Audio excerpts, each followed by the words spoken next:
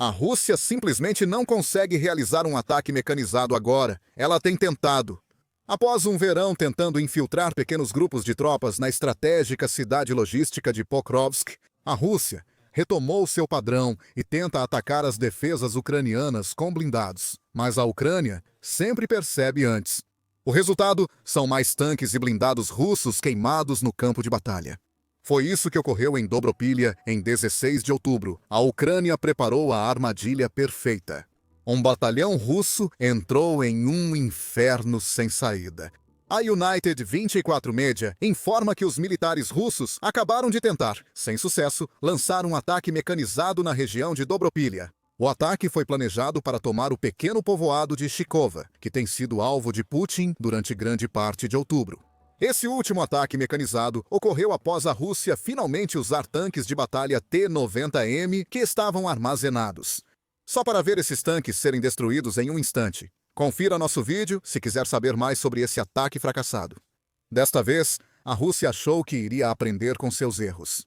A intenção era tomar Chakova, junto com aquele assentamento, para então servir como base de lançamento para Dobropilha, o que por sua vez permitiria um ataque a Pokrovsk. A Rússia enfrenta o mesmo problema em todos os seus recentes ataques mecanizados. A Ucrânia estava pronta, e os tanques e blindados russos foram destruídos.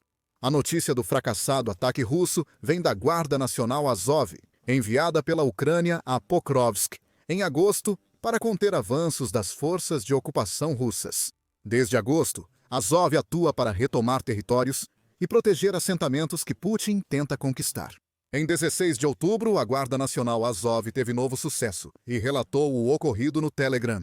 Entre 5 horas e 38 horas, o inimigo atacou com 22 veículos blindados. A maior coluna, 11 unidades tanques e veículos de combate blindados, saiu da área do assentamento de Melenivka por volta das 7h50, informou a Guarda Nacional Azov. O grande batalhão blindado mostra que a Rússia levava o ataque a Chikova a sério. Isso não foi uma simples provocação para testar as defesas da Ucrânia. A Rússia provavelmente teria passado várias semanas reunindo tanques e veículos de combate de infantaria, ou IFVs, suficientes para realizar esse ataque. Foi algo organizado. A referência à maior coluna indica que a Rússia dividiu seus blindados, talvez para atacar Chakova por várias direções. Se a Rússia tivesse sido autorizada a se aproximar do assentamento sem que nenhuma barreira fosse colocada em seu caminho, provavelmente teria conseguido tomar Chikova. A Guarda Nacional Azov acabou sendo a única barreira de que a Ucrânia precisava, mas teve que superar alguns obstáculos antes de conseguir montar sua defesa adequadamente. A Rússia parece ter se preparado, aprendendo com o fiasco dos tanques dias antes. A Guarda Nacional Azov afirma que o inimigo iniciou cedo os preparativos para o ataque.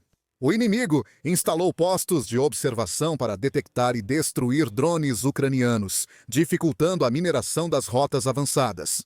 Isso é inteligente por parte da Rússia.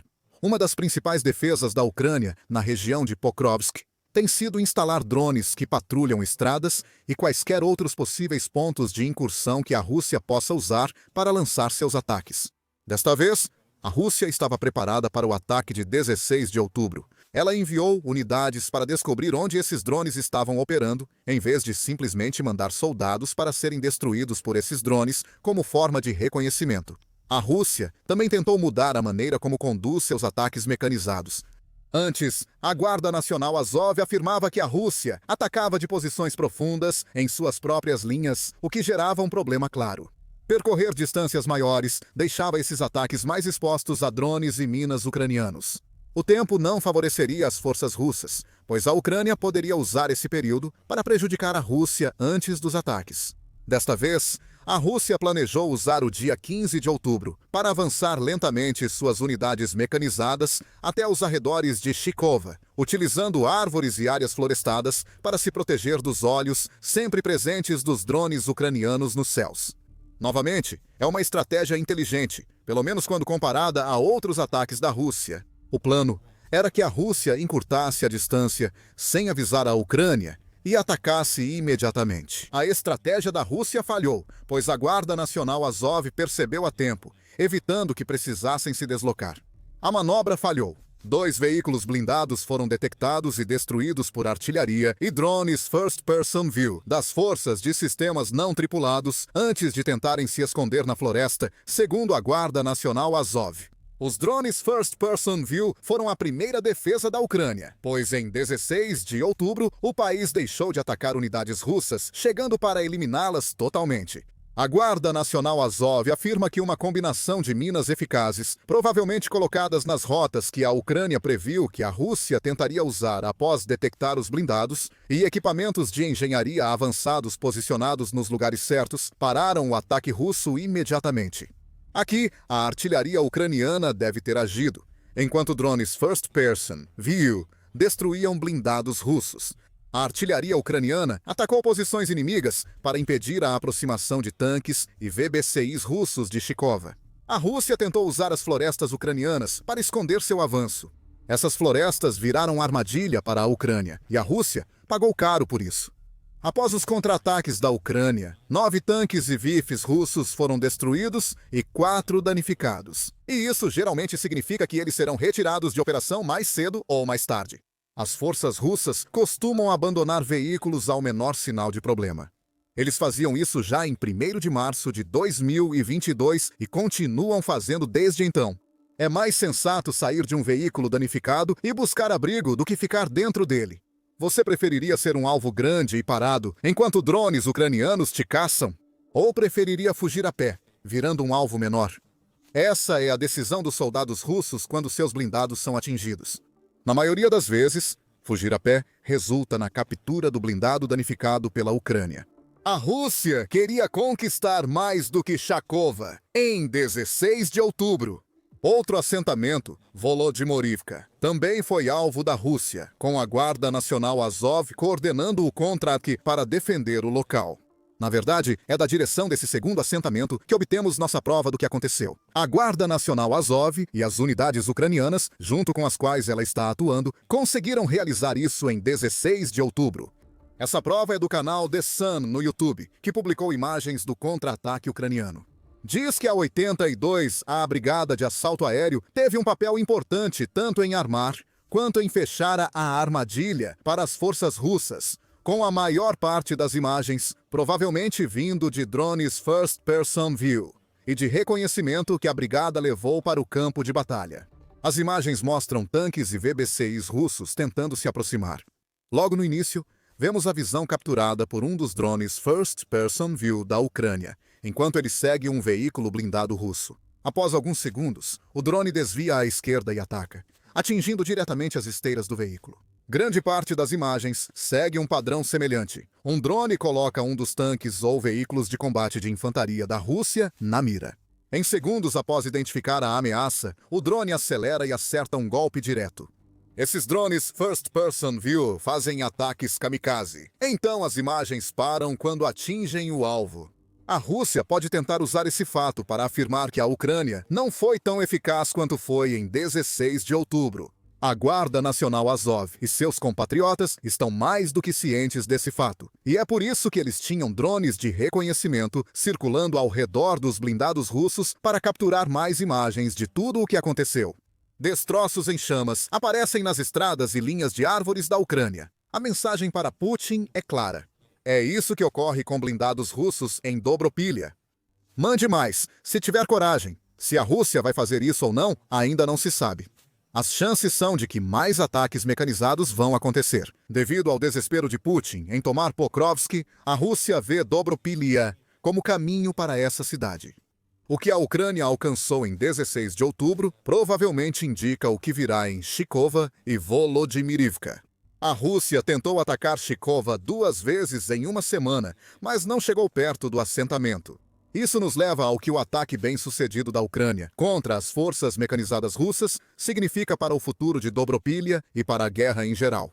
Uma coisa é certa, a Rússia não está indo bem em Dobropilha. A RBC Ucrânia destaca em relatório sobre o ataque ucraniano em 16 de outubro e detalha outro ataque russo em 13 de outubro. A Rússia perdeu 16 blindados pesados em 13 de outubro, incluindo BMP, MTB-LB e tanques. Com esses e mais 9 blindados russos perdidos 3 dias depois, foi uma semana produtiva para os defensores de Dobropilha, Ucrânia. Eles destruíram 25 veículos blindados e tanques, uma perda significativa dos blindados que a Rússia pretendia usar para tomar Chakova e lançar ataques contra Dobropilha. Em outro relatório de 13 de outubro, a RBC Ucrânia aponta que a Rússia perdeu 78 soldados nesse ataque.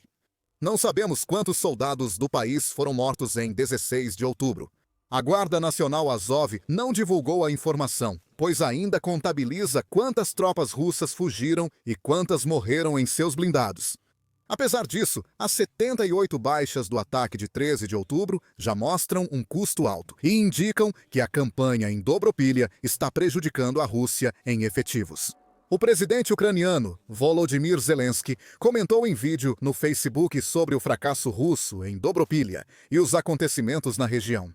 Na contraofensiva em Dobropilha, as perdas russas já superam 3.000, a maioria irrecuperáveis, segundo Zelensky.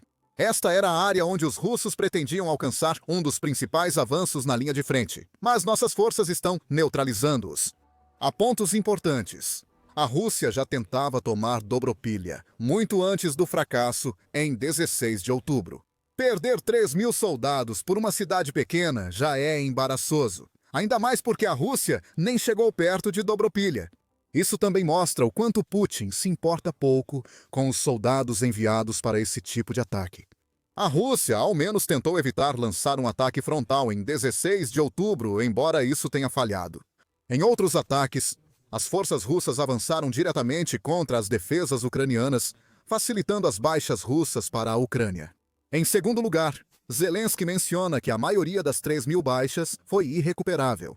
O presidente da Ucrânia está abordando uma tendência interessante que estamos vendo agora na guerra da Ucrânia. Em 13 de outubro, a Politica informou que a Rússia tem alta proporção de soldados mortos em relação aos feridos. Hoje, há 13 soldados feridos para cada morto na Ucrânia. É uma proporção terrível. Nas guerras de hoje, um país deveria ter vários feridos para cada morte, devido ao impacto da medicina moderna e a protocolos de evacuação mais rigorosos. A Rússia, ao que parece, está satisfeita em deixar seus feridos se virarem sozinhos, e muitos estão morrendo por causa disso. No caso das 3.000 baixas em Dobropilha, essa proporção indica que mais de 1.000 seriam mortes. Isso é um grande problema para a Rússia. Isso indica que próximos ataques serão fracos ou atrasados, pois a Rússia tenta substituir soldados mortos por reservas. Lembre-se de que tudo isso está acontecendo apenas na direção de Dobropilha, e Dobropilha nem é o principal alvo de Putin. A Rússia ataca assentamentos próximos a Dobropilha para se aproximar de Pokrovsk. Claro, isso também significa que cada fracasso em Dobropilha faz com que Putin tenha que esperar mais tempo para capturar Pokrovsk. Supondo que a Rússia algum dia consiga capturá-la, Putin sentirá que já esperou tempo suficiente. No verão, a Rússia lançou uma grande ofensiva em direção a Pokrovsk para conquistar a cidade. Em agosto, Putin enviou 110.000 soldados e iniciou meses de ataques, conquistando áreas perto de Pokrovsk. A Ucrânia reagiu e recuperou muitos assentamentos importantes que a Rússia ocupou por pouco tempo. A questão é que a Rússia não está mais próxima de conquistar Pokrovsk do que quando iniciou a ofensiva para enfraquecer a defesa ucraniana até agosto. Putin precisa que Pokrovsk caia, senão a Rússia terá dificuldade para conquistar toda Donetsk. Desde o início da guerra, Pokrovsk é um dos principais redutos da Ucrânia, na frente de Donetsk. Não é só que Pokrovsk seja uma cidade importante em termos de tamanho. Ela está na localização ideal para servir como centro logístico para a Ucrânia abastecer suas forças em Donetsk. Segundo a Euronews, Putin quer Pokrovsk para cortar uma importante rota logística e usá-la como base para suas tropas. Ajuda que Pokrovsk fique a só 200 quilômetros da fronteira administrativa de Donetsk, considerada a linha de chegada da campanha russa em Donetsk. Se as forças de Putin chegarem à fronteira, Donetsk ficará sob controle russo. Pokrovsk é uma barreira crucial que impede isso. E com as forças da Rússia fracassando tanto em Dobropilha, parece improvável que a Rússia vá tomar Pokrovsk tão cedo. Você se lembra dos 110.000 soldados que Putin dedicou a Pokrovsk? Assaltos fracassados como o de Dobropilia em 16 de outubro estão reduzindo muito esses números. Em 16 de outubro, David Axe relatou na Euromaidan Press que documentos russos vazados apontam que a Rússia sofre 35 mil baixas mensais em 2025. Nem todas essas baixas são em direção a Pokrovsk. Axe afirma que a insistência da Rússia em conquistar Pokrovsk elevou suas perdas para 18 a 20%. A média mensal de baixas russas seria menor que 35 mil, sem o envio de soldados para Pokrovsk. Moedor de carne agora. Sobre ataques suicidas, a Rússia ao menos tentou evitar mais um em 16 de outubro. Tentou, mas falhou. Outras unidades não foram tão bem, como vimos em 22 de setembro. A mídia United 24 relatou que tropas russas expõem seus comandantes a ataques suicidas quase sem chance de fuga. Esses ataques, que estão acontecendo diariamente ao redor de Pokrovsk, basicamente envolvem comandantes russos ordenando que suas tropas ataquem, independentemente de estarem prontas ou não para lançar um ataque. Um soldado russo documentou no Telegram o resultado de um ataque suicida, mostrando corpos de seus companheiros mortos. A Força Aérea da Ucrânia comentou: "Este é mais um exemplo do desprezo do comando russo pela vida de seus soldados. Recebem promessas de altos pagamentos e tratamento humano, mas acabam enviados à batalha sem nada, sem equipamento, apoio ou assistência." Direto para ataques suicidas. Esses ataques suicidas não estão funcionando em Pokrovsk, Dobropilia ou em qualquer outro lugar na região de Donetsk. O avanço russo comprova isso. Em 16 de outubro, a Newsweek noticiou que o Ministério da Defesa do Reino Unido revelou que o avanço da Rússia caiu pela metade em setembro em relação a agosto. Essa queda pela metade mantém o padrão de 3 meses de baixa iniciado em junho, auge da ofensiva de verão da Rússia. Isso significa que Putin sacrifica mais soldados do que nunca em 2025, mas conquista menos território em troca. O dia 16 de outubro, embora não tenha sido um ataque de carne no sentido mais literal da palavra, ainda assim serve como um testemunho de como os ataques da Rússia se tornaram ineficazes. A Ucrânia costuma vê-los chegando de longe, especialmente quando unidades mecanizadas estão envolvidas, e os soldados russos estão morrendo em grande número em Dobropilia e em outros lugares de Pokrovsk como resultado. Mencionamos unidades mecanizadas antes. 9 foram desativadas e podem chegar a 13 devido à armadilha da Ucrânia, em 16 de outubro.